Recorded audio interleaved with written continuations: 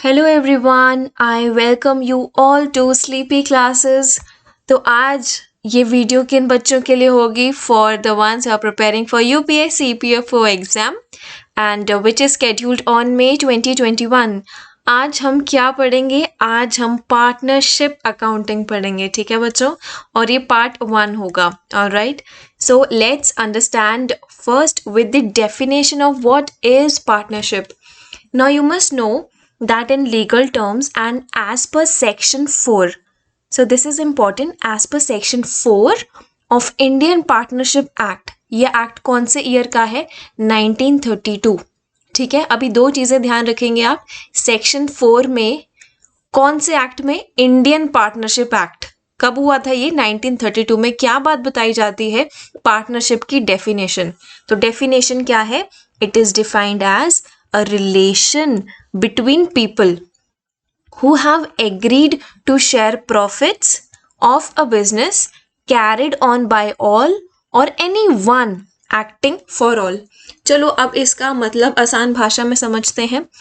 आपने अपने सराउंडिंग्स में देखा होगा कि लोग पार्टनरशिप में आते हैं. पार्टनरशिप क्या होता है? जब for example A person and B person and C person, ये फॉर एग्जाम्पल नाम है किसी के, इन तीनों ने डिसाइड किया कि हम चॉकलेट्स की मैन्युफैक्चरिंग का बिजनेस करेंगे, ठीक है?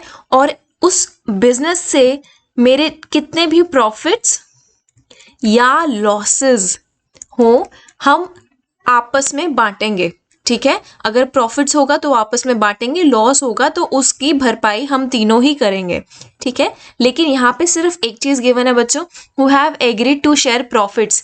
सिर्फ प्रॉफिट्स दे रखा है, लेकिन आपने खुद से यहाँ अज्यूम करना है प्रॉफिट्स प्लस लॉसेस. किसका? उस बिजनेस का. अब ये मतलब समझते हैं, कैरिड ऑन बाय ऑल और any one acting for all. मतलब कैरिड ऑन बाय ऑल का क्या मतलब है? जब सारे के सारे पार्टनर्स एक्टिवली पार्टिसिपेट करते हैं, किस में? डिसीजन मेकिंग प्रोसेस में, डे टू डे एक्टिविटीज में, तब होता है कैरिड ऑन बाय ऑल. दूसरा क्या है? और any one acting for all. मतलब इनमें से अगर सिर्फ एक एक्टिव मेंबर है बी, वो इनके बिहाफ पे इंपॉर्टेंट डिसीजंस ले लेता है, ऑब्वियसली इनके कंसेंट से, लेकिन जो सबसे मेन है, एक्टिव है, वो कौन है? बी. तो any one acting for all, ये होती है डेफिनेशन पार्टनरशिप की. तो बिना देखे बताए मुझे कौन से सेक्शन के तहत होती है पार्टनरशिप की definition? Section number 4. Indian partnership act कब आया था? In the year 1932. ऑलराइट, आगे बढ़ते हैं. Now what are essentials of partnership, या एसेंशियल्स या फीचर्स, ठीक है? सबसे पहले, टू और मोर पीपल. ऑब्वियसली कोई एक सिंगल पर्सन पार्टनरशिप नहीं कर सकता, उसको पार्टनरशिप के लिए पार्टनर चाहिए, ठीक है? और पार्टनर एक से ज्यादा होते हैं. जब दो या दो से ज्यादा लोग हों तब ही पार्टनरशिप फॉर्म होती है.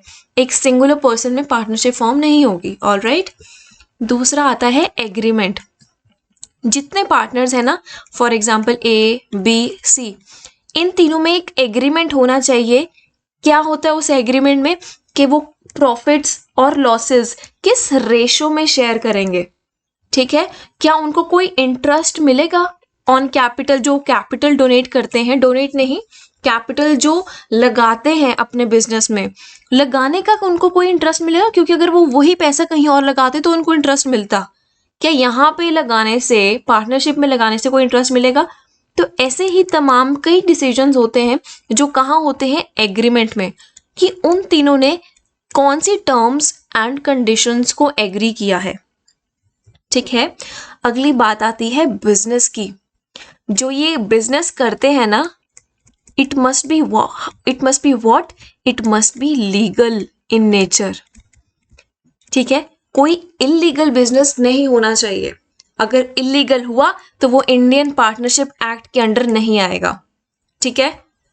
अगली बात है म्यूचुअल एजेंसी. म्यूचुअल एजेंसी में हमने अभी पीछे एक पॉइंट पढ़ा, ये देखिए, a business which is carried on by all or any one acting for all. मतलब सारे के सारे पार्टनर्स एक दूसरे पे डिपेंड होते हैं, या तो तीनों ही एक्टिव, मतलब 3 है या 2 है या 4 है, जितने भी, या तो सारे ही एक्टिव होंगे या उनमें से सिर्फ कुछ लोग एक्टिव होंगे, सिर्फ एक एक्टिव होगा या कुछ लोग एक्टिव होंगे, और वो ही मेन डिसीजंस लेगा इन सबके बिहाफ पे। ठीक है, ये होता है म्यूचुअल एजेंसी। आगे बात करते हैं शेयर ऑफ प्रॉफिट। अब आपको जैसे मैंने बताया कि एग्रीमेंट में क्या मेंशन है, प्रॉफिट्स को कौन सी रेशो में शेयर करना है उसको बोलते हैं profit sharing ratio. Profit sharing ratio को हम PSR भी बोलते हैं, प्रॉफिट शेयरिंग रेशो। ठीक है, कौन से रेशो में शेयर करना है, क्या वो जिन्होंने कैपिटल, जिसने ज़्यादा डोनेट करी है या ज़्यादा लगाई है, क्या उसको ज़्यादा शेयर मिलेगा, या तीनों इक्वल रेशो में ही बांटेंगे। ये सारे के सारे decisions of sharing of profit कहाँ लिए जाते हैं बच्चों, एग्रीमेंट में। ऑलराइट, आगे बात करते हैं last but not the least, liability of partnership. ठीक है, अब एक और मैं आपको यहाँ बात बता दूं, एक रिमाइंडर देती हूँ आपको, हमने पहले पढ़ा है कंपनी के केसेस में लायबिलिटी क्या होती है, इज इट लिमिटेड और इज इट अनलिमिटेड।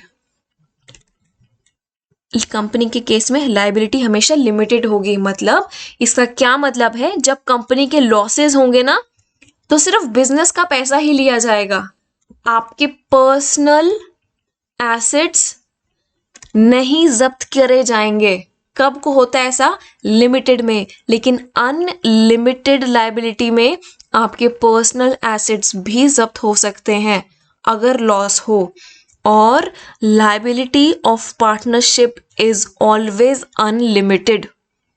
ठीक है, आगे बढ़ते हैं। अब बात आती है पार्टनरशिप डीड की। हमने देखो यहाँ पे एक बात पढ़ी ना, एग्रीमेंट की सारी जो इंपॉर्टेंट चीज़ें हैं, जैसे profit sharing ratio, interest on capital और तमाम चीज़ें कहाँ मेंशन होती हैं, एग्रीमेंट में।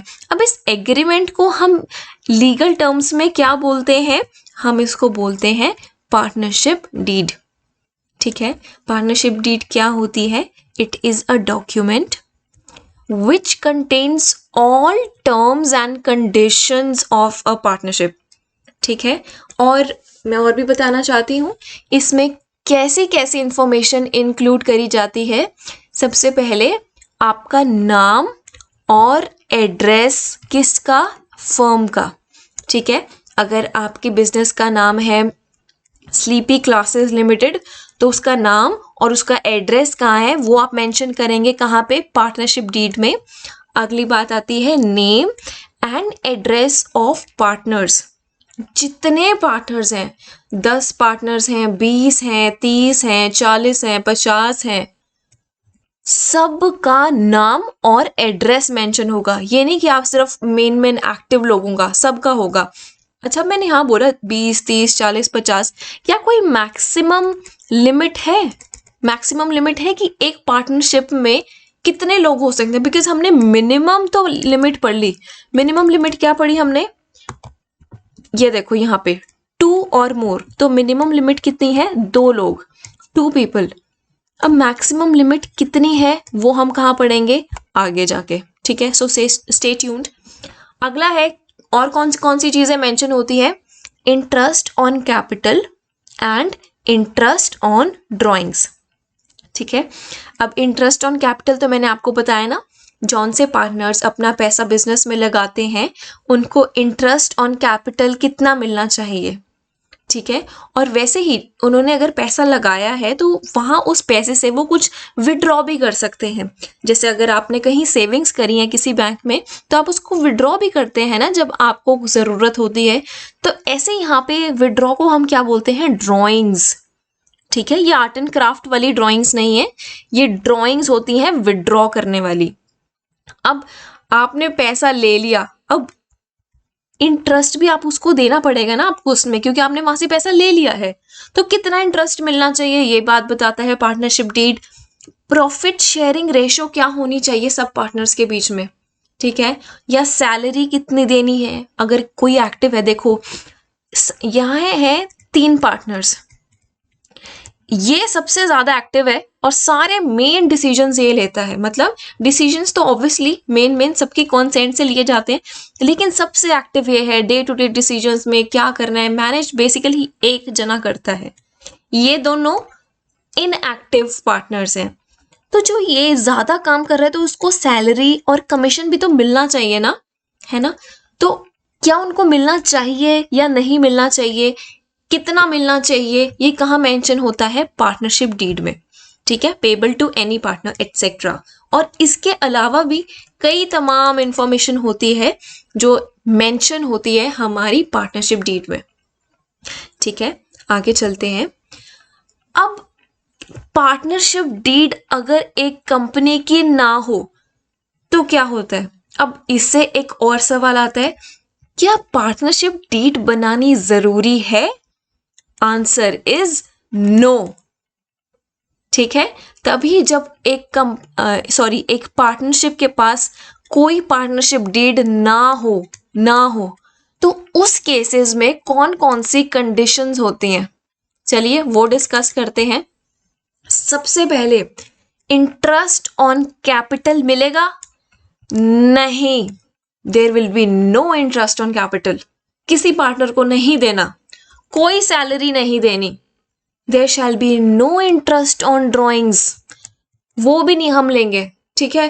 प्रॉफिट शेयरिंग रेशियो क्या होगी? सबकी इक्वल। लेकिन सिर्फ एक चीज है जो दी जाती है। अगर किसी ने लोन लिया है ना, ठीक है, इंटरेस्ट ऑन लोन, वो आप पे करते हैं at the rate 6% per annum. आपका बिजनेस है, बिजनेस कौन सा है? आप बेसिकली आपका पार्टनरशिप का है बिजनेस। आपने किसी से लोन लिया, ठीक है, किसी पार्टनर से आपने लोन लिया, तो उस लोन पे आप क्या देंगे? इंटरेस्ट, ठीक है। वो इंटरेस्ट का रेट क्या है? What is the rate of interest? It is at the rate 6% per annum. जब पार्टनरशिप डीड नहीं है ना, तो सिर्फ एक चीज दी जाती है और वो क्या है? Interest on loan. It is how much? At the rate 6% per annum. और कोई चीज ना आप दोगे ना आप लोगे। ऑलराइट, आगे बढ़ते हैं। अब जैसे हमने फाइनेंशियल स्टेटमेंट्स ऑफ कंपनी में हमने पढ़ा था statement of profit and loss, ठीक है। उसमें क्या होता था? हमारा रेवेन्यू, मतलब कितना पैसा आ रहा है, माइनस एक्सपेंसेस, उसके बाद बचता था हमारा प्रॉफिट, ठीक है।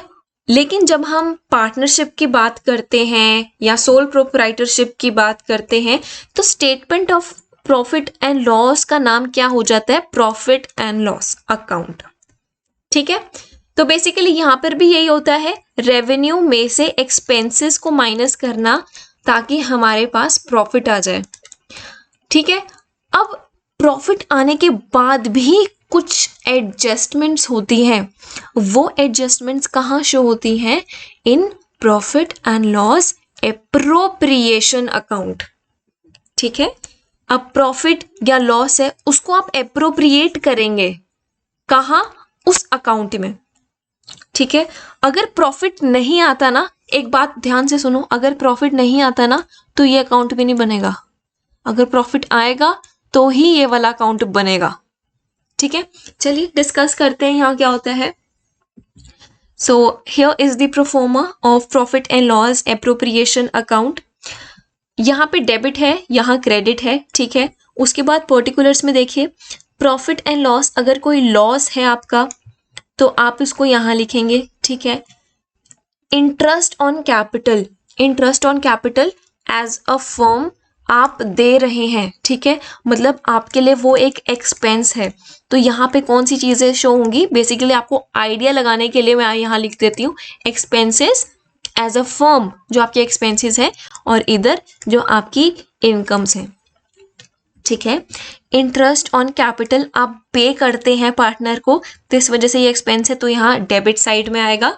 डेबिट साइड में सैलरी देते हैं किसी पार्टनर को, तो वो भी आपका एक्सपेंस है, ऐसे कमीशन देंगे। उसके बाद किसी पार्टनर ने लोन आपको दिया है तो आप उस पर इंटरेस्ट भी देंगे, है ना। उसके बाद इधर आइए, अगर आपका बैलेंस है प्रॉफिट का, अगर प्रॉफिट एंड लॉस अकाउंट में बैलेंस है प्रॉफिट का तो वो क्रेडिट साइड आएगा। अगर लॉस का बैलेंस था तो वो कौन सी साइड आता है, डेबिट साइड। ठीक है। इंटरेस्ट ऑन ड्राइंग्स, कोई पार्टनर विड्रॉ करता है तो उसको पैसा देना पड़ता है, उसको इंटरेस्ट देना पड़ता है, तो वो एज अ फर्म आपके लिए इनकम होगी ना, क्योंकि एक पार्टनरशिप और पार्टनर्स अलग अलग लोग हैं। ठीक है, हम यहाँ पार्टनरशिप और बिजनेस के पॉइंट ऑफ व्यू से बात कर रहे हैं कि उसके लिए क्या इनकम है और क्या एक्सपेंस है। ठीक है, अब किसी पार्टनर ने विड्रॉ किया था तो उसको इंटरेस्ट देना पड़ता है आपको, आपकी पार्टनरशिप को, मतलब आपके बिजनेस को। तो ये आपके एज अ बिजनेस इनकम है और एज अ पार्टनर ये आपका एक्सपेंस है। लेकिन हमने एज अ पार्टनर यहाँ नहीं सोचना, एज अ बिजनेस सोचना है। आगे चलते हैं। अब ये सारी एडजस्टमेंट्स के बाद अगर बैलेंस हमारा इस साइड को बचता है ना, तो हम वो कहाँ लिखते हैं, पार्टनर्स कैपिटल अकाउंट में शिफ्ट कर देते हैं। ठीक है, ऑब्वियसली यहाँ बैलेंस कब होगा, जब यहाँ का बैलेंस ज्यादा होगा, यहाँ का कम होगा और बैलेंसिंग फिगर हमारी यहाँ आई, तो ये क्या चीज होगी, डिस्ट्रीब्यूशन ऑफ लॉस। ये लॉस कहाँ डिस्ट्रीब्यूट होगा, पार्टनर्स कैपिटल अकाउंट में। ठीक है, और इसी साइड अगर ये बैलेंस ज्यादा हुआ, इनकम ज्यादा हुई एक्सपेंसेस से, तो क्या चीज होती है, बैलेंसिंग फिगर आती है यहाँ पे, partners capital account distribution of profit.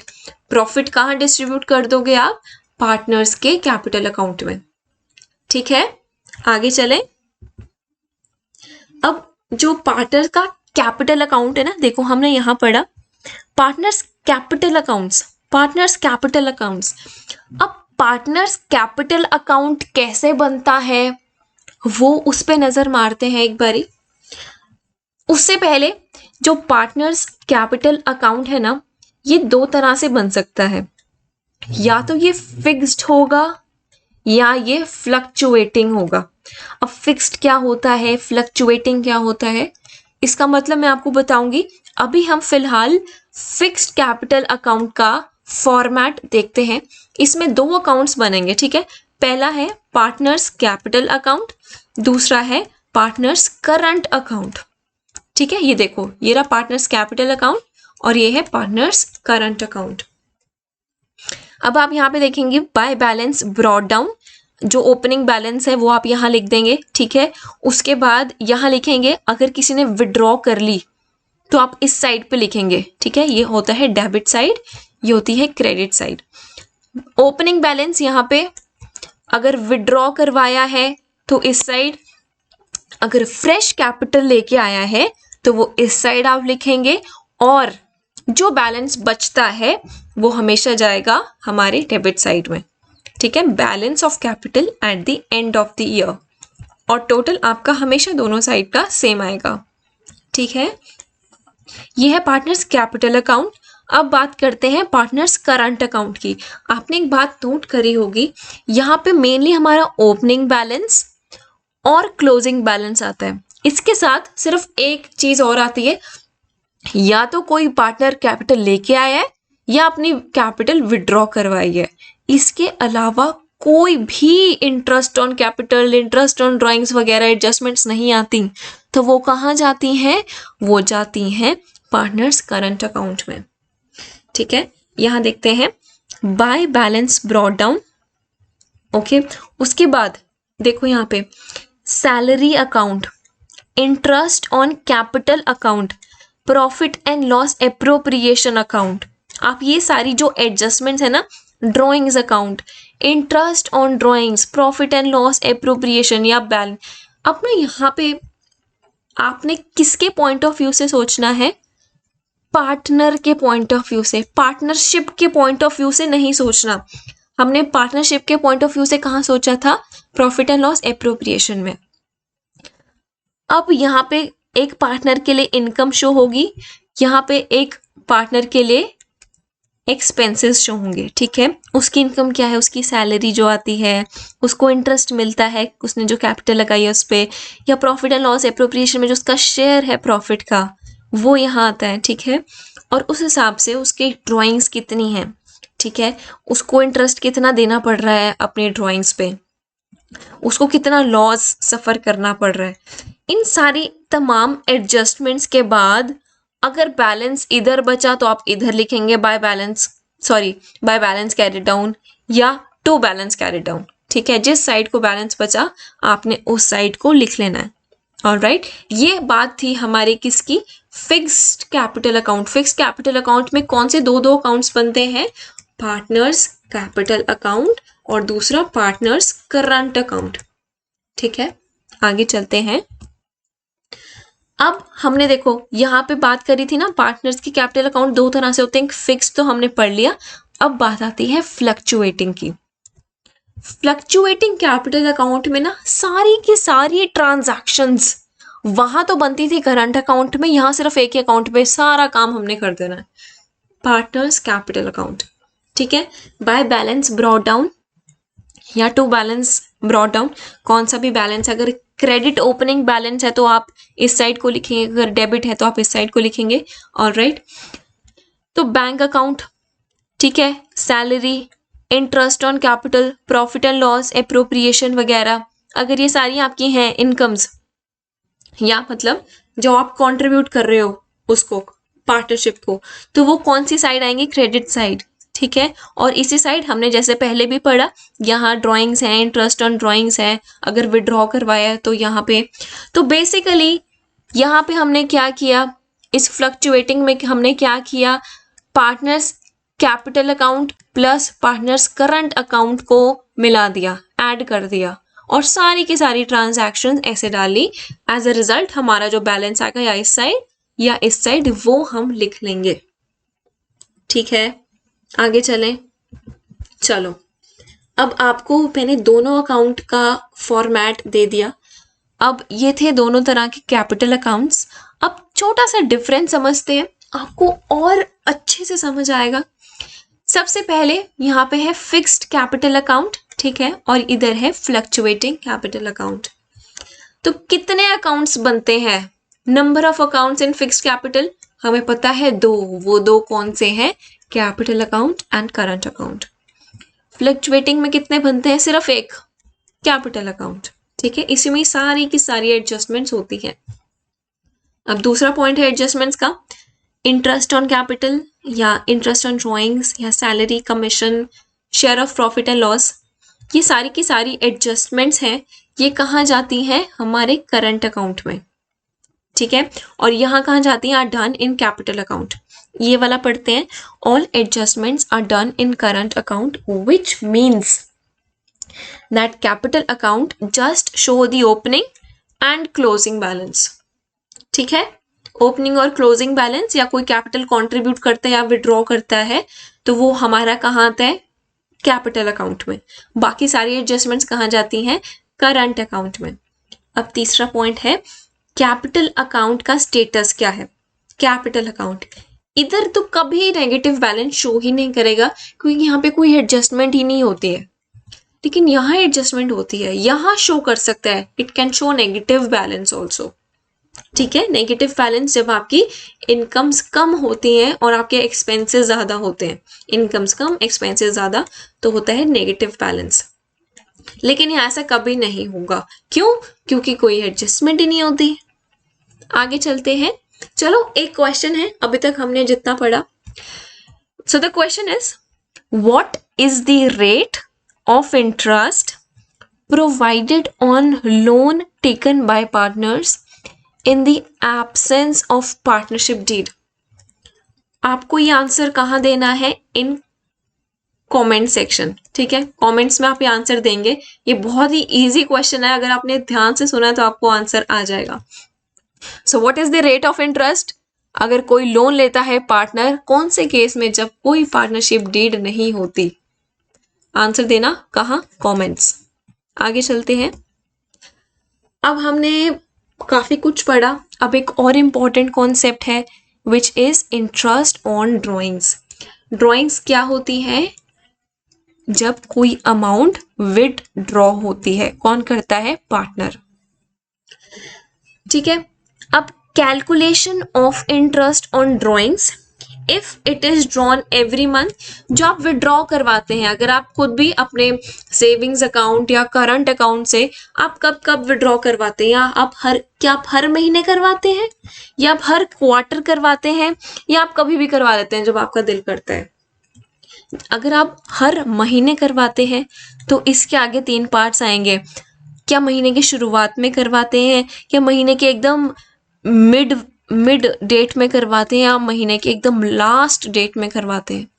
Same है क्वार्टर के केस में, क्या वो स्टार्टिंग में करवाते हैं आप, या एकदम मिड में करवाते हैं, या एकदम लास्ट में करवाते हैं। और एनी टाइम का तो एनी टाइम, कभी भी। एक एक करके समझे अब इसको। So calculation of interest on drawings if withdrawn every month.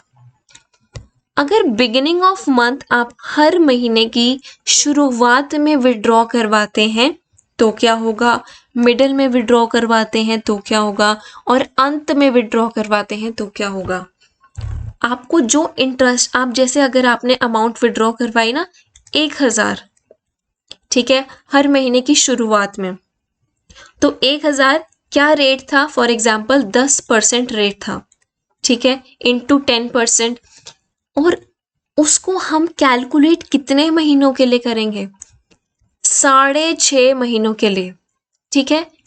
6.5 divided by 12। अब ये कैसे आता है, आपको लॉजिक दूं इस चीज का। So what is the logic, आपने एक फॉर्मूला यूज करना है, months left after first withdraw plus months left after last withdraw, ठीक है, डिवाइडेड बाय 2, ठीक है। एक बार ही करें इसको। आप अगर हर महीने की शुरुआत में विड्रॉ करवाते हैं तो मतलब आपने 1 जनवरी को विड्रॉ करवाया, तो 1 जनवरी से कितने महीने बचे, 31 दिसंबर तक, 12 महीने तो बचे, साल की शुरुआत में ही करवा ली, ठीक है। Plus months left after last withdraw कब करवाया होगा, 1 दिसंबर को करवाया होगा, तो कितना टाइम बचा लास्ट विड्रॉ के बाद, 1 महीना बचा ना, divide by 2। So 13 divided by 2 gives us how much, 6.5। अरे ये तो यही 6.5 है, ठीक है। कैलकुलेट फॉर 6.5 मंथ्स, ऐसे होगा। और अगर हम मिडल ऑफ एवरी मंथ की बात करें तो you will be calculating it for 6 months, और अगर एंड ऑफ एवरी मंथ है, ठीक है, तो कैसे करेंगे, you will calculate for 5.5 months. अब ये देखिए हम, ये कैसे होगा, months left after first withdraw, ठीक है, आपने विड्रॉ करवाया होगा ये 31 जैन को, तो आपके पास कितने महीने बचे, आपके पास 11 महीने बचे, ठीक है। और लास्ट विड्रॉ आपने कब करवाया होगा, 31 दिसंबर को, उसके बाद कितना टाइम बचा, उसके बाद 0 टाइम बचा, कोई महीना नहीं बचा, तो 11 + 0 divide by 2 which means 11 divided by 2 gives us 5.5 months, ठीक है। आपको लॉजिक समझ आया इस चीज के पीछे। ये कौन सा केस था, you have to calculate interest on drawings अगर विड्रॉ करते हैं एवरी मंथ। अब बात करते हैं, चलो एक एग्जाम्पल देखते हैं, ठीक है। A withdrew 1000 at beginning of each month. You need to calculate interest on drawings if the rate of interest is 10%. तो चलिए इसको सॉल्व करते हैं। A ने विड्रॉ किया 1000 at the beginning of each month, तो 1000, ठीक है, रेट कितना है 10 divided by 100 at the beginning of each month. अगर बिगिनिंग ऑफ ईच मंथ है तो हमने यहाँ पढ़ा कितना होगा, you have to calculate for how much, 6.5 months. 6.5 divided by 12, आप ये कैलकुलेट करके आपके पास आ जाएगा, ठीक है। जो आ जाएगा, अगर आपने पूरे साल का करना है तो आप इंटू 12 कर लेंगे। अगर आपको सिर्फ 1 महीने का निकालना है तो ये 1 महीने का ऑलरेडी है, पूरा साल के लिए आप यहाँ पे 1000 इंटू 12 भी कर सकते हैं, वो डिपेंड करता है आपसे क्या पूछा जाए, कौन सा टाइम ड्यूरेशन पूछा जाए। ठीक है, आगे चलें। चलो, अब बात आती है हमारे सेकंड केस की। सेकंड केस क्या है? Calculation of interest on drawings if calculated every quarter. आपको पता है एक साल में कितने क्वार्टर्स होते हैं? 4। हर एक क्वार्टर कितने ड्यूरेशन का होते हैं? 3 मंथ्स। ठीक है, so 3 into 4 it equals to 12 months. Okay, चलो, बिगिनिंग ऑफ एवरी क्वार्टर में अगर आप विड्रॉ करवा रहे हैं तो you have to calculate for 7.5 months. अगर आप मिडल में करवा रहे हैं एवरी क्वार्टर के विड्रॉ तो again you will be calculating here for 6 months. और अगर अंत में करवा रहे हैं तो कितने कैलकुलेट करेंगे? 4.5 मंथ्स। ठीक है, एक क्वेश्चन देखें, सेम क्वेश्चन है। ठीक है, I will give you this as homework. तो A withdrew 1000 at end of each quarter. You need to calculate interest on drawings if the rate of interest is 10%. अब end of the quarter में कितना होता है हमारे पास? आपने अभी पढ़ा है कितना होता है?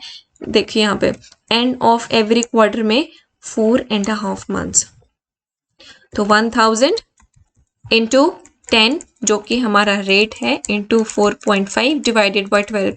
जो आंसर आएगा आपका वो आपका इंटरेस्ट ऑन ड्रॉइंग्स होगा। ठीक है, अब एक क्विक रिवीजन ले। चलिए, अगर मंथ्स के केस में या क्वार्टर के केस में बिगिनिंग, मिडल, एंड। ठीक है, ये क्विक रिवीजन है, डिपेंड करता है आपने कितने अच्छे से पढ़ा है। अगर शुरुआत में किया है, हर महीने की शुरुआत में किया है, सबसे पहले अगर मिडल में किया दोनों का सेम रहेगा, कितना? 6। ठीक है, ये तो याद कर लो। अब इसको कैसे याद करें अगर नहीं समझ आता? देखो अच्छे से, अगर बिगिनिंग में किया है ना हर महीने की, तो यहाँ 0.5 ऐड कर दो, यहाँ 0.5 माइनस कर दो, कितना आएगा? 5.5। और सिमिलरली इधर क्या करो, यहाँ पे +1 कर दो, यहाँ -1 कर दो। तो 6.5 + 1 7.5 और 5.5 - 1 4.5, ये आ गया आपका। ठीक है, आई होप ये चार्ट बहुत हेल्प करेगा आपको। बना लीजिए इस चार्ट को कहीं, ठीक है, और समझ लीजिए कि कैसे याद करना है। आगे चलते हैं। थर्ड केस है हमारा, अगर कभी भी आपका दिल करे आप विड्रॉ करवा रहे हैं, ठीक है, अगर आप अपनी मर्जी के मालिक हैं। If different amounts are withdrawn at different times, so we will be using which method? We will be using here product method. ठीक है, एग्जाम्पल करें इसका। आपने ना कोई स्पेसिफिक अमाउंट्स, अलग अलग अमाउंट्स आप अलग अलग डेट्स को विड्रॉ करवा रहे हैं। फॉर एग्जाम्पल, आपने फर्स्ट विड्रॉ करवाया 1 अप्रैल को। ठीक है, कितना करवाया? 5000।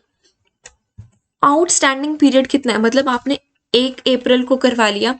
1 अप्रैल, मई, जून, जुलाई, अगस्त, सितंबर, अक्टूबर, नवंबर, दिसंबर तक हमारे आउटस्टैंडिंग पीरियड कितना आ रहा? 9 महीने का आपको इंटरेस्ट देना पड़ेगा।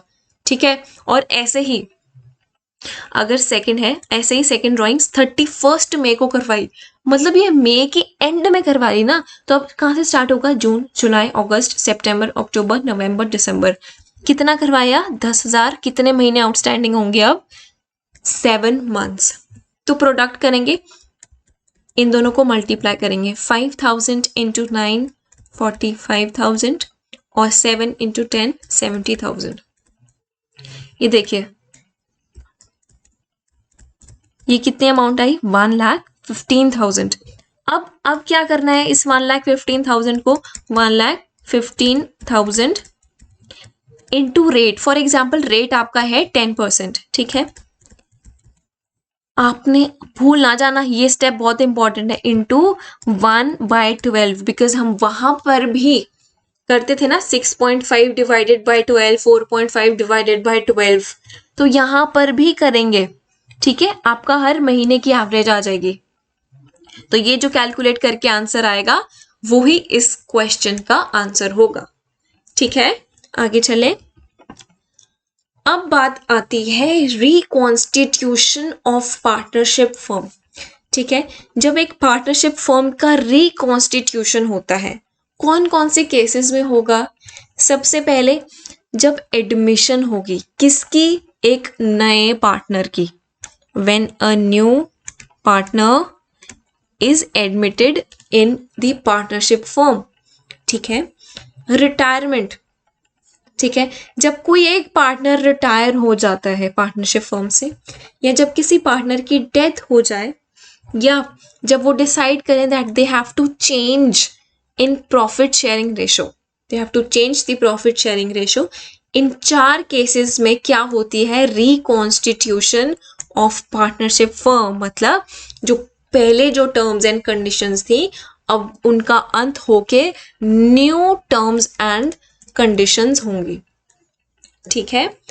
अब एक एक करके समझेंगे पार्टनरशिप को। सबसे पहले एडमिशन समझेंगे, ठीक है। एडमिशन ऑफ अ पार्टनर क्या है इसमें? When all partners mutually decide, सबकी रजामंदी है, decide to admit a new partner to their firm, it leads to admission, ठीक है। फॉर एग्जाम्पल, ये ए है, ये बी है, ठीक है। ए बी, इन दोनों का पार्टनरशिप फर्म था चॉकलेट्स मैन्युफैक्चरिंग के लिए, फॉर एग्जाम्पल। अब इन्होंने क्या सोचा, एक ये है सी, ठीक है। अब ये पार्टनर है, मतलब अभी तक ये पार्टनर नहीं बना। जब ये दोनों डिसाइड करें कि हाँ सी, तुम भी अब मेरी पार्टनरशिप फर्म में आ सकते हो और एक पार्टनर बन सकते हो, जब इन दोनों की रजामंदी होगी तभी ये सी पार्टनर एक पार्टनर बनेगा, ठीक है। इसको बोलते हैं एडमिशन। अब आपको ना मैं एक एग्जाम्पल देना चाहूंगी। फॉर एग्जाम्पल, ये लोग शेयर कर रहे थे कितना? ये कर रहा था 3। फॉर एग्जाम्पल, प्रॉफिट्स थे मेरे 6,000, ठीक है, 6,000 मानते हैं अभी, ये थे मेरे प्रॉफिट्स। ये शेयर कर रहा था 3,000, ये भी शेयर कर रहा था 3,000। लेकिन अब नए पार्टनर के आने से इसको कम शेयर करना पड़ेगा ना, बिकॉज अब इसका टोटल शेयर पहले था 1.5, अब ये कम हो जाएगा, क्योंकि अब ये नया पार्टनर भी सेम शेयर ऑफ प्रॉफिट्स में अपना हक जताएगा। इसका क्या मतलब होगा? अब तीनों में ये इक्वली बटेगा, तो यहाँ 2,000 लेगा प्रॉफिट्स, यहाँ 2,000 लेगा, और ये पार्टनर भी 2,000 प्रॉफिट्स शेयर करेगा, क्योंकि टोटल प्रॉफिट्स तो सेम ही रहेंगे ना। अगर ये 3 करेगा, ये 3 करेगा, तो ये बेचारा क्या करेगा? ये कुछ नहीं करेगा। लेकिन अब ये पार्टनर है, तो तीनों फॉर एग्जाम्पल अब इक्वल शेयर कर रहे हैं। तो पहले मैं बहुत ज्यादा शेयर कर रहा था ए पार्टनर, ठीक है, पहले बहुत ज्यादा था। सिमिलरली बी पहले ज्यादा कर रहा था और वो अब कम कर रहा है। बेचारे ने 1,000 का सेक्रीफाइस कर दिया, बी ने भी बेचारे ने 1,000 का सेक्रीफाइस कर दिया। सेक्रीफाइस, ये सेक्रीफाइस हो गया ना, तो मतलब उसकी ओल्ड कितनी थी? उसकी ओल्ड ज्यादा थी। न्यू कितनी आई? 2,000। न्यू कम है, और सेक्रीफाइस कितना हो गया? 1,000 का। अगर आपको ये समझ आ गया ना, तो कॉन्ग्रेचुलेशंस, आपको सेक्रीफाइसिंग रेशो निकालनी आ गई। सेक्रीफाइसिंग रेशो पढ़े, देखो, it is the ratio in which the existing partners sacrifice their existing share of profits for the new partner। इस रेशो को क्या बोलते हैं? Sacrificing ratio. आया समझ? अब सैक्रिफाइसिंग रेशो का क्या फॉर्मूला है? Old ratio minus new ratio. देखो, पहले ओल्ड कितना शेयर था उसका? 3,000। अब न्यू कितना हो गया? 2,000। तो old minus new is sacrificing. Sacrificing क्या है? Old minus new. क्या मैंने न्यू माइनस ओल्ड कहा? नहीं, ये मैंने नहीं कहा, मैंने ओल्ड माइनस न्यू कहा। तो ये आपकी सैक्रिफाइसिंग रेशो। चलो एक एग्जांपल करें, बहुत इंटरेस्टिंग है। A and B share profits and losses in which ratio? 3:2। ठीक है, ए है, बी है, कौन सी रेशो में कर रहे हैं? 3:2, मतलब 3/5 इसका, और बी का कितना है? 2/5। ठीक है, दे एडमिटेड सी। अच्छा, सी भी आ गया, और न्यू प्रॉफिट शेयरिंग रेशो कितनी बनी? 1:1:1। अब आपको कैलकुलेट करना है सेक्रीफाइसिंग रेशियो। सेक्रीफाइस तो ऑब्वियसली ओल्ड पार्टनर्स करेंगे ना, ए और बी। तो चलिए, minus old minus new. Old तो हमने लिख ली, न्यू कितनी है 1/1 तो 1/3 और माइनस 1/3। चलिए करते हैं।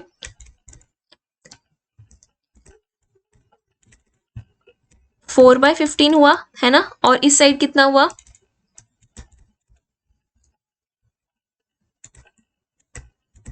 1/15। तो अगर मैं आपसे पूछूं कि सेक्रीफाइसिंग रेशो कितनी है, आप 4/15:1/15 नहीं देंगे मुझे आंसर। आप आंसर मुझे क्या देंगे 4:1। मतलब ए मेरा ज्यादा सेक्रीफाइस कर रहा है as compare to B in this case. ठीक है, आ गया समझ सेक्रीफाइसिंग रेशो का क्या फॉर्मूला है, ओल्ड माइनस न्यू। ओके, चलिए now there are many cases where you need to calculate what the new profit sharing ratio। ठीक है, जब हमने यहाँ पढ़ा ना, देखो एक रिमाइंडर है, जब चेंज होता है प्रॉफिट शेयरिंग रेशो में, जब चेंज होता है, ये चेंज ना, ये चेंज कैसे आ सकता है, इसके कुछ केसेस होते हैं। आपको केस दे दिए जाएंगे और आपको बताया जाएगा कि हाँ आप कैलकुलेट करो न्यू प्रॉफिट शेयरिंग रेशो। तो ये कौन से केसेस हैं, अब हम ये पढ़ेंगे। चलो, पहला केस है when new partners share in total profits is given। इसमें क्या है, एग्जाम्पल से आपको और अच्छे से समझ आएगा और इनको हम सॉल्व करेंगे। और एक रिक्वेस्ट करना चाहती हूँ, इन सारे केसेस को और एग्जाम्पल्स को अपनी नोटबुक्स में जरूर लिखना अपने हाथ से। A and B share profits and losses in ratio 3:2। They admitted C for 1/5 share in the firm। Total share firm का कितना था, टोटल तो 1 ही होगा ना, उसमें से C को कितना मिल रहा है 1/5। तो रिमेनिंग शेयर कितना रह गया 4/5। ये क्या है रिमेनिंग शेयर। अब रिमेनिंग शेयर ये किस में बटेगा, ऑब्वियसली A एंड बी में। ठीक है, you need to calculate new profit sharing ratio and sacrificing ratio. ठीक है, अब रिमेनिंग शेयर हमने निकाल लिया, हमें ओल्ड शेयर दे रखा है, तो उनका न्यू शेयर कैसे आएगा। देखो ए का रिमेनिंग शेयर कितना है 4/5 का कितना परसेंट, सॉरी कितना परसेंट नहीं, कितना उसका रेशो है, कितना हक था पहले 3/5। रिमेनिंग शेयर में से कितना अभी उसका है पार्ट 3/5। सिमिलरली बी का कितना है, रिमेनिंग शेयर में से कितना 2/5। करो कैलकुलेट।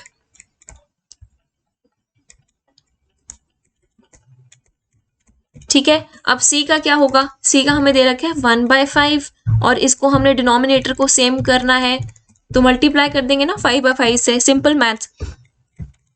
तो क्या आ गया न्यू प्रॉफिट शेयरिंग रेशो क्या आ गई, न्यू प्रॉफिट शेयरिंग रेशो क्या आ गई 12:8:5। ये है न्यू। ओल्ड क्या थी हमारी 3:2। सेक्रीफाइसिंग आ जाएगा, सेक्रीफाइसिंग ए और बी का ही होगा ना। सेक्रीफाइसिंग रेशो का क्या फॉर्मूला था, ओल्ड माइनस न्यू। तो ए का क्या होगा, ए का देखो 3/5 था उसका ओल्ड, माइनस 12/25 ये जो आएगी, और बी का ऐसे ही सेम 2/5 माइनस 8/25 जो ये अमाउंट यहाँ पे आएगी उसका सिर्फ numerator this is to this will be what our sacrificing ratio। ठीक है, केस 1 क्लियर है, उम्मीद करती हूं क्लियर है। अगले केस की तरफ बढ़ते हैं।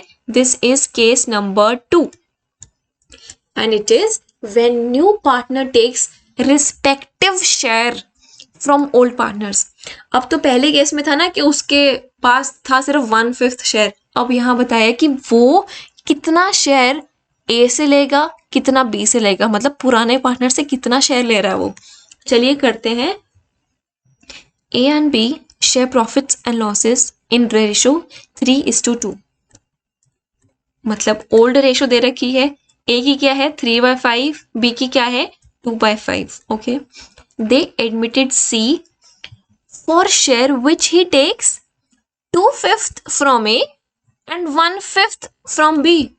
मतलब 3/5 में से -2/5 कितना बचा उसके पास, और सिमिलरली बी में से 2/5 -1/5 कितना बचा। चलो ये करते हैं। 1/5 इधर भी बचा 1/5, तो न्यू कितना शेयर आया, ओल्ड शेयर था माइनस कितना दे दिया उसमें से कितना बचा, ये है मेरा न्यू 1/5 1/5। सी का क्या होगा, सी का है which he takes 2/5 from this person and 1/5 from that person, तो 2 + 1 3/5। तो न्यू प्रॉफिट शेयरिंग रेशो कितनी हो गई, न्यू प्रॉफिट शेयरिंग रेशो कितनी हो गई, 1:1:3। आया समझ। चलिए आगे चले, चलो। And this is our case number 3, when old partners sacrifice some of their share for the new partner. ठीक है, अपने शेयर में से कुछ पोर्शन, ठीक है, जब ऑफ दिया हो ना, ऑफ हमेशा ध्यान रखना, ऑफ में हम इनटू करेंगे, मल्टीप्लाई करेंगे। ठीक है, एग्जाम्पल देखते हैं। A and B share profits and losses in the ratio 3:2. A and B 3/5, ये old ratio है, B का है 2/5. Now they admitted C, for which A sacrifices 2/5 of his share. Total share का 2/5 sacrifice करता है। Minus करूं मैं 3/5 का 2/5, क्योंकि ऑफ लिखा है, ऑफ हिज शेयर। ठीक है, ऑफ हिज शेयर कितना शेयर था, 3/5, ऑफ लिखा है तो मल्टीप्लाई करेंगे। और इसमें B sacrifices how much, 1/5 of his share. उसका शेयर क्या है 2/5, कितना सैक्रिफाइस कर रहा है 1/5। ठीक है, अब इसको कैलकुलेट करते हैं। 3/5 माइनस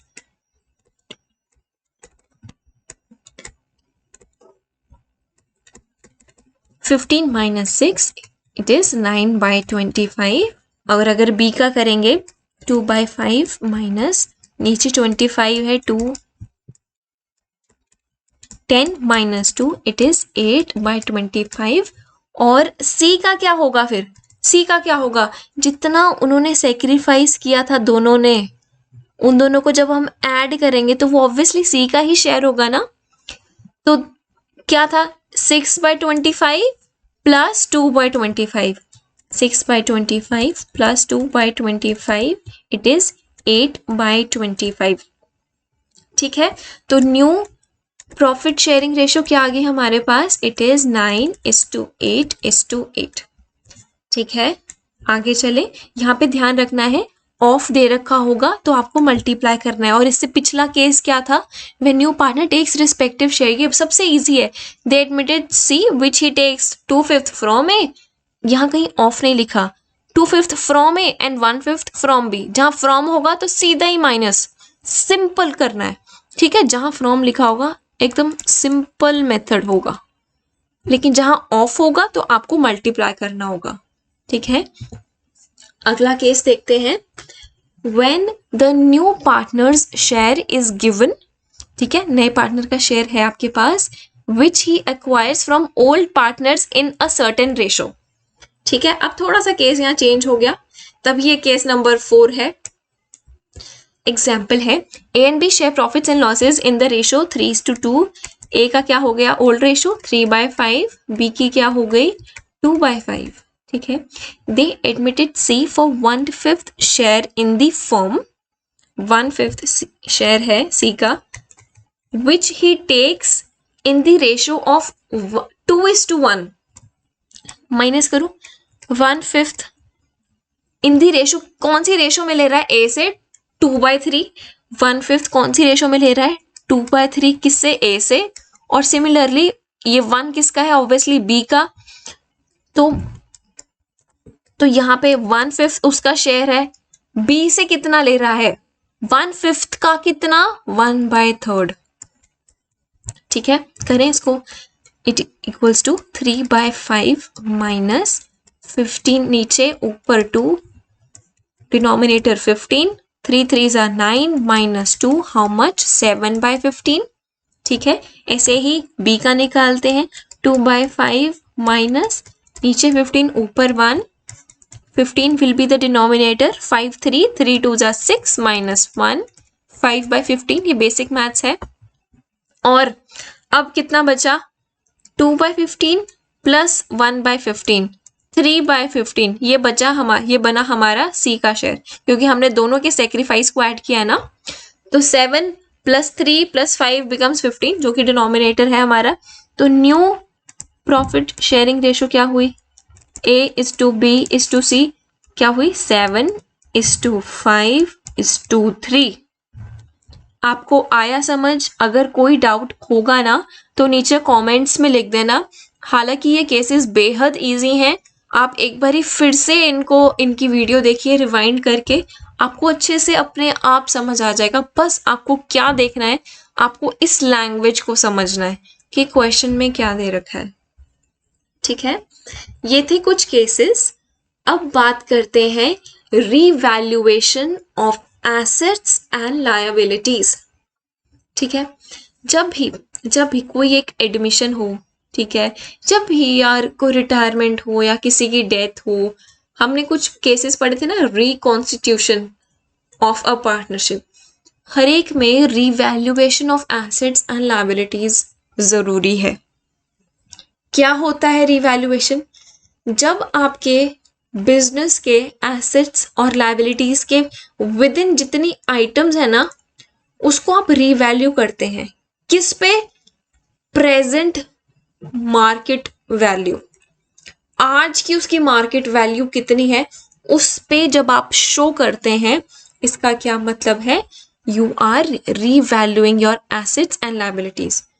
या तो इससे क्या होगा, या तो मेरी जो एसेट्स एंड लायबिलिटीज है, या तो मेरे एसेट्स और बढ़ जाएंगे, इनकी वैल्यू और बढ़ जाएंगे, या लायबिलिटीज बढ़ जाएंगी, या ये कम हो जाएंगी दोनों। ठीक है, ये क्यों करते हैं? What is the reason? So that they are not इधर ओवरस्टेटेड या अंडरस्टेटेड। ठीक है, इसका एक बार ये अकाउंट देखें और अच्छे से समझ आएगा। इधर देखिए, सबसे पहले टू साइड, मतलब ये डेबिट साइड है हमारी, ये हमेशा डेबिट साइड रहेगी लेफ्ट वाली, और ये हमेशा हमारी क्रेडिट साइड रहेगी राइट वाली। ठीक है, जब आप यहां लिखेंगे टू एसेट, इसका मतलब होगा हमारा एसेट की जो वैल्यू है वो कम हुई है। अगर मेरे एसेट की वैल्यू कम होती है या लायबिलिटी की वैल्यू बढ़ती है, ठीक है, तो वो कौन सी साइड को आएगा? डेबिट साइड को। सिमिलरली अगर मेरा एसेट बढ़ता है, मतलब एसेट बढ़ रहा है, तो मेरे लिए अच्छी न्यूज़ है, और मेरी लायबिलिटी कम हो रही है, मतलब जो लोगों को पैसा देना था वो अब कम हो रहा है, वो बर्डन कम हो रहा है मेरे सिर से, तो ये भी अच्छी बात है। जौन सी अच्छी बातें हैं कहाँ लिखेंगे? Credit side. जौन सी मतलब एसेट अगर वैल्यू उसकी कम हो रही है, लायबिलिटी की वैल्यू बढ़ रही है, तो कहाँ लिखेंगे? Debit side. ठीक है, यहाँ देखिए decrease in value of asset, तो लिखेंगे टू एसेट। टू लायबिलिटी कब लिखेंगे? जब इसकी वैल्यू बढ़ रही है। अगर कोई अनरिकॉर्डेड लायबिलिटी जो आपने पहले रिकॉर्ड नहीं करी थी और वो एकदम से अब आ गई आपकी आंखों के सामने, अरे और देना है हमने लोगों को पैसा, तो अनरिकॉर्डेड लायबिलिटी को भी आप यहाँ लिखेंगे। ठीक है, और इस साइड देखिए, अगर एसेट बढ़ रहा है तो आप लिखेंगे बाय एसेट, लायबिलिटी कम हो रही है तो लिखेंगे बाय लायबिलिटी। और अगर कोई अनरिकॉर्डेड एसेट है जो आपको पता ही नहीं था और एकदम से एसेट आ गया वो आपके पास, तो आप वो कहाँ लिखेंगे? Credit side. ठीक है, अगर ये बैलेंस ज्यादा होगा as compare to this balance, तो बैलेंसिंग फिगर कहाँ आएगी? इस साइड लिखेंगे बाय लॉस, क्योंकि जो आपको अगर एसेट का वैल्यू कम हो रहा है, लायबिलिटी का बढ़ रहा है, तो मतलब ये बहुत अच्छी खबर नहीं है ना, थोड़ा सा लॉस को रिफ्लेक्ट करती है। यहाँ पे हम बात करते हैं प्रॉफिट को, मतलब हालांकि आपने आंख बंद करके विश्वास नहीं कर रहा है इस बात पे कि ये यहाँ पे सारा लॉस होगा, यहाँ सारा प्रॉफिट होगा। ठीक है, बस ये आपको मैं और क्लैरिटी देने के लिए लिख रही हूँ, मैं बार बार कह रही हूँ, इस पे आपने आंख बंद करके विश्वास नहीं करना। अगर चलो मैं ना एक अच्छा शब्द लिखती हूँ यहाँ पे, अनफेवरेबल यहाँ पे फेवरेबल।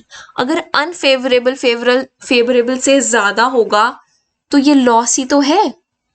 आप इसको कहाँ ट्रांसफर करेंगे? क्योंकि हम पार्टनरशिप कर रहे हैं तो आप ट्रांसफर करेंगे ओल्ड पार्टनर्स कैपिटल अकाउंट में। कौन सी रेशो में? ओल्ड प्रॉफिट शेयरिंग रेशो में। ठीक है। और जब आपका ये फेवरेबल, मतलब ये तीनों आइटम्स फेवरेबल बैलेंस आपका ज्यादा है as compare to unfavourable balance, तो आपका ये क्या हुआ? आपका ये प्रॉफिट हुआ। तो ये प्रॉफिट को कैसे लिखेंगे? To profit. कहाँ ट्रांसफर करेंगे? Old partners capital account. In which ratio? In old profit sharing ratio. ठीक है। उम्मीद करती हूँ आपको आज की क्लास से काफी कुछ सीखने को मिला और हमने बेसिकली फंडामेंटल्स ऑफ पार्टनरशिप और एडमिशन के बारे में काफी चीजें पढ़ी हैं। तो इसको अच्छे से रिवाइज करिएगा, इसको प्रैक्टिस करिएगा। ठीक है, आपको और अच्छे से समझ आएगा। And with this I wish you all the best for your exams. Hope you will crack it, and yeah, take care. Bye bye. Keep studying.